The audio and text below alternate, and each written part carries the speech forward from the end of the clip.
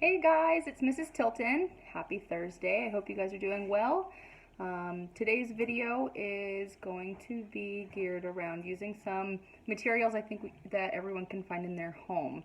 We're going to start with a cotton ball. So if you guys have some cotton balls, I can go get a few of them because we're going to do some exercises with the cotton ball, and then we're going to do an art activity. So today's ideas are to work on some hand strength and coordination, working on a multi-sensory learning opportunity. It's good to do these exercises before you start writing, and the art activity is good for pre-writing learning as well, and it's also good for visual planning skills, so working on some of your eye exercises. So we're going to start with some exercises with the cotton ball. So what I want you to do is put the cotton ball on the base of your hand right here on the palm. Close your hand, and the goal is to move the cotton ball from the base of your palm all the way in between your thumb and your pointer finger, okay? And you can't drop your wrist down to do these exercises. Your hand has to stay up like this. So we're going to go move the cotton ball up through your fingers and pinch, and then you're going to move to your middle finger. So move the cotton ball back down, move it on up, and pinch between your middle and your thumb. Move the cotton ball back down, and we're going to move it back up between your ring finger and your thumb. Move the cotton ball back, and this is the last one. So we're going to move it between your pinky and your thumb. Okay, so we're strengthening all our hand muscles and working on some coordination. So I hope that's a good exercise for you to practice. Only takes about a minute, and it's good to warm up your hand. You can do it on the other hand as well. Next thing we're going to do is a little art project. So remember in the fall we made the thankful trees, and we used cotton balls to paint the leaves on the tree. I had little chopsticks that we used at school, and we used those to help pick up the cotton balls and hold them between our fingers. So this works on your hand strength and endurance. Okay, this is really helpful for writing. I know not everybody has chopsticks, so if you have lobster claw crackers, if you've ever seen one of these are helpful to use as well, or some tweezers.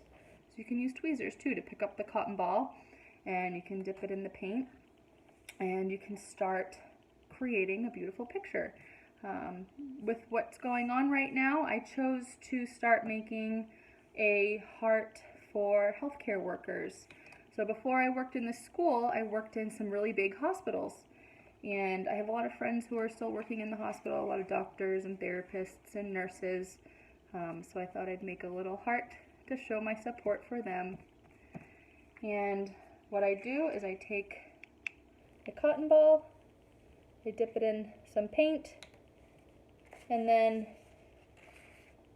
I blotted it on the paper, okay? Don't forget to sit up nice and tall. Use your hand to hold the paper down, just like you would when you're writing in class. And make sure your posture is good. So feet on the floor, sitting up straight, holding the paper down so that your body is ready to start the activity as well, just like you would do in the classroom. You could also, instead of making a heart, you could do a rainbow. If you're practicing some letters, you could, or mom and dad or a guardian, you could write a letter out of the student's first name. So the first letter of their first name. And then what this does is this will give them something to follow and trace, so they can start daubing the paint along the letter that you created or number.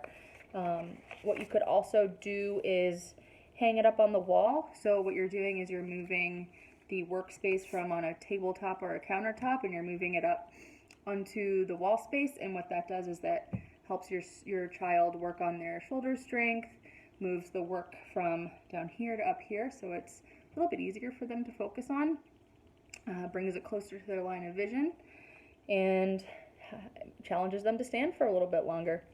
So those are some ideas for some at-home activities that you can do, and they're all really helpful for pre-writing activities, again, multisensory learning, and strengthening.